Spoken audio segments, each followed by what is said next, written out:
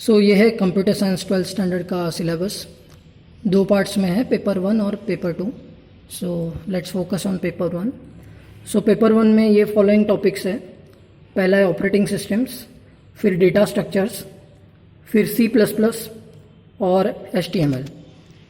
पहले operating systems को देख लेते हैं, ब्रीफली जान लेते हैं हमारे सिलेबस के बारे में।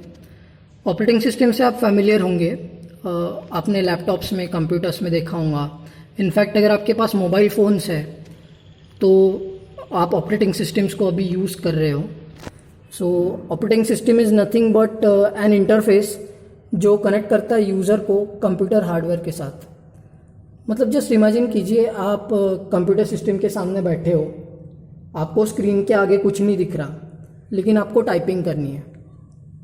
आप कीबोर्ड पे टाइप किए जा रहे हो, लेकिन अगर आपको कंप्यूटर पे कुछ दिखेगा नहीं, आपको स्क्रीन पे कुछ डिस्प्ले नहीं होगा, तब तक आपको ये कैसे समझ आएगा कि आप टाइप कर रहे हो, या फिर कंप्यूटर आपको टाइप करने दे रहा है, आपसे इनपुट ले रहा है। तो आपको तब तक नहीं समझेगा जब तक आपको कुछ दिखेगा नहीं, और वो दिखेगा तब तक नहीं जब तक आपके पास ऑपरेटिंग सिस्टम नाम का एक इंटरफेस नहीं होगा।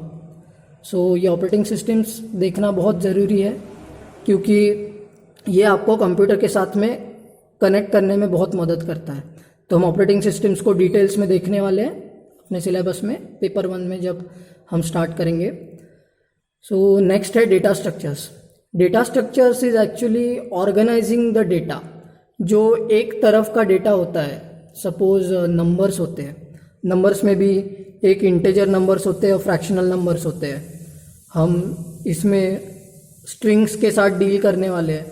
मतलब जब आप आपका नाम इनपुट डालेंगे, या फिर आप कौन से ट्यूशन क्लास में पढ़ते हैं, या आप कौन से कॉलेज जाते हो, तो ये सब के जो नाम है वो एज अ स्ट्रिंग इंटरप्रेट होने वाले हैं। तो उस डेटा को आप कैसे ऑर्गेनाइज करके रखते हो, it is called as data structures. There are different types of data structures जो हम देखने वाले हैं। जब हम डेटा स्ट्रक्चर्स देखेंगे तब डिटेल्स में देखेंगे, लेकिन अभी फ़िलहाल के लिए अगर एक बहुत इनफॉर्मल एग्जाम्पल देना रहा डेटा स्ट्रक्चर्स के बारे में, तो मान लो कि अगर आपके पास बहुत सारी मूवीज़ है आपके कंप्यूटर सिस्टम में, तो आप उन सारी मूवीज़ को एक फोल्डर में स्टोर करके रखोगे। You name the folder movies. तो एक उस मूवीज़ नाम के फोल्डर में बहुत सारी मूवीज़ है, लेकिन अगर उन मूवीज़ में बीच बीच में मैंने गाने डाल दिए थोड़े से, it will be a confusion. तो अगर मुझे मूवीज़ ढूंढनी है तो I will go in movies folder, और अगर मुझे सॉन्ग सर्च करने हैं तो I will go in the songs folder. It is an organisation of data, जहाँ पे आप गानों को अलग रख रहे हो और you are keeping movies in a different folder. गाने अलग फोल्डर में हैं और मूवीज़ एक अलग फोल्डर में है। तो ये हो गया ऑर्गेनाइजेशन ऑफ डेटा, जिसको हम बोलते हैं डेटा स्ट्रक्चर्स। वो भी हम डिटेल में देखने वाले हैं। और उसके बाद में आता है ये C++ language. Actually C++ language सीखने के पहले आपको थोड़ा सा C लैंग्वेज का नॉलेज होना चाहिए। तो हम C लैंग्वेज भी लेने वाले हैं, और उसके बाद में आपको थोड़ा सा C लैंग्वेज का अंडरस्टैंडिंग हो जाने के बाद we are comfortable to start with C++। Actually C language ये बहुत ही इंपॉर्टेंट लैंग्वेज है in terms of logic building.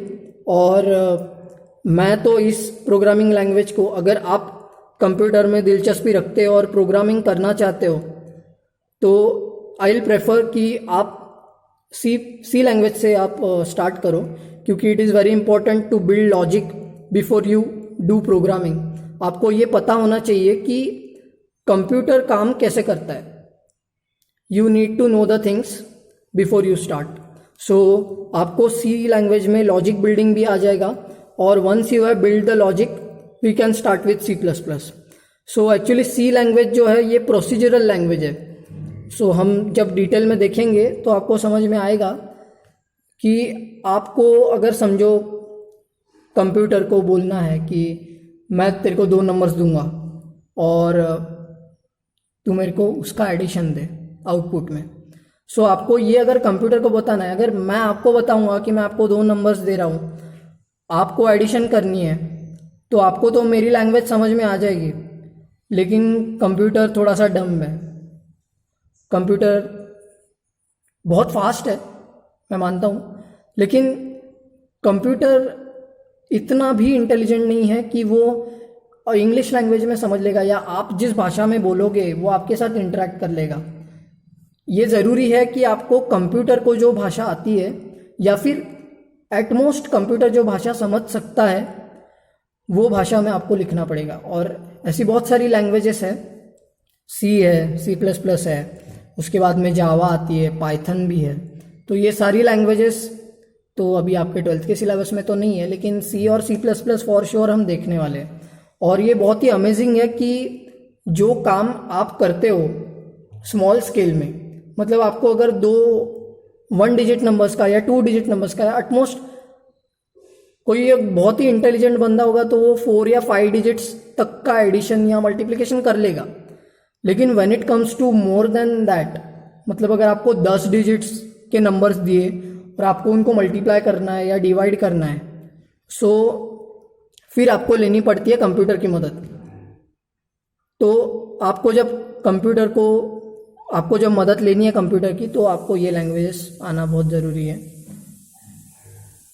सो उसके बाद में आते हैं हम HTML पे। HTML ये प्रोग्रामिंग लैंग्वेज नहीं है, लेकिन it is a markup language. इसका फुल फॉर्म है hyper text markup language. So actually अगर आप वेब डेवलपमेंट में दिलचस्पी रखते हो, या फिर आपको इंटरनेट बहुत पसंद है, या फिर आप आगे जाकर के इंटरनेट में कुछ करना चाहते हो, तो ये आपके लिए है। एक सीरीज है लैंग्वेजेस की, HTML उसमें पहले आता है, उसके बाद में CSS करके एक लैंग्वेज है, जावास्क्रिप्ट एक लैंग्वेज है। और मतलब ये सारी लैंग्वेजेस जो है ये आपको मदद करेंगी आपके वेबसाइट को बनाने के लिए। उसके आगे फिर आपको बूटस्ट्रैप वगैरह भी है, लेकिन वो बहुत ज़्यादा एडवांस हो गया। तो हमारे सिलेबस में ये HTML है, तो हम उस HTML को डिटेल में देखने वाले हैं। सो एक्चुअली इनफैक्ट हम HTML से ही शुरुआत करेंगे, क्योंकि HTML बहुत ज़्यादा इंटरेस्टिंग टॉपिक है और बहुत कॉम्पैक्ट टॉपिक है। आप मतलब जल्दी समझ में भी आ जाएगा आपको, और अगर आप चाहो तो आपके लैपटॉप्स पे या इवन आपके मोबाइल फ़ोन्स पे भी आप इसका प्रैक्टिकल करके देख सकते हो। तो इसीलिए it is a good topic to start with. Okay, तो पेपर 2 को भी थोड़ा सा देख लेते हैं। अभी पेपर 2 को तो टाइम है, लेकिन फिर भी let's have a glance. Paper 2 थोड़ा सा हार्डवेयर साइड में है। सो पेपर 2 में सबसे पहले आपको देखने मिल जाएगा introduction to microprocessors and organisation of 8085। Actually you can say it as 8085। ये एक माइक्रो प्रोसेसर है, इंटेल ने बनाया हुआ माइक्रो प्रोसेसर है। जब शुरुआत में जब इतनी ज़्यादा डेवलपमेंट नहीं थी, तो सबसे पहले आया था 4040, फिर आया था 8080, फिर आया था ये, और उसके बाद में तो आज तो बहुत एडवांस प्रोसेसर्स हो गए। i3 आ गया था, फिर i5, फिर i7, फिर i9 भी आ गया। तो अभी तो मतलब कहने का मतलब ऐसा है कि बहुत सारे प्रोसेसर्स अभी माइक्रो प्रोसेसर्स बोल देते हैं, तो वो आ चुके हैं मार्केट में। तो लेकिन इसकी शुरुआत जब हुई थी, एक्चुअली जब माइक्रो प्रोसेसर पहला सक्सेसफुल माइक्रो प्रोसेसर की बात करेंगे तो वो है 8085। सो ये हमें देखना है डिटेल्स में, और कैसे हम उस प्रोसेसर के द्वारा कंप्यूटर से कुछ काम करा ले सकते हैं, बिल्कुल एक बहुत ही इजी लैंग्वेज में। 8085 की जो लैंग्वेज है वो काफ़ी इजी है।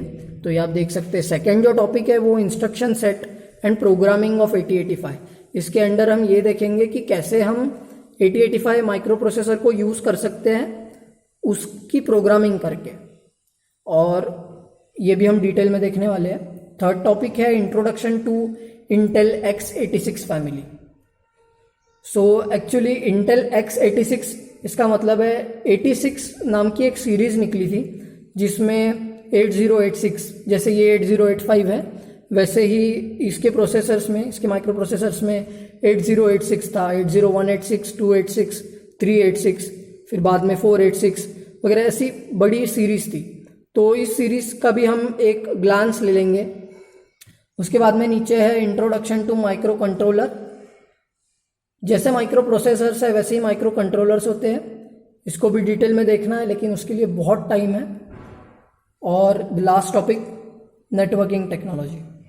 सो ये है आपका पेपर 2 और ये आपका पेपर 1। सो हम सबसे पहले थोड़ा सा पेपर 1 पे गौर करेंगे और साइड बाय साइड हम पेपर 2 को भी लेते चलेंगे थोड़ा थोड़ा। और सबसे पहले हम HTML स्टार्ट करेंगे, क्योंकि आप अभी जब सब घर में बैठे हो तो it is easy to start with an easy topic. ये ज़्यादा फ्रस्ट्रेटिंग टॉपिक नहीं होने वाला, क्योंकि इसमें बहुत कुछ स्ट्रेट फॉरवर्ड है, बहुत कुछ बनी बनाई चीज़ें हैं, तो वो आपको आसानी जाएगी। तो देखते हैं, we will start with HTML hypertext markup language in the next lecture. Thank you.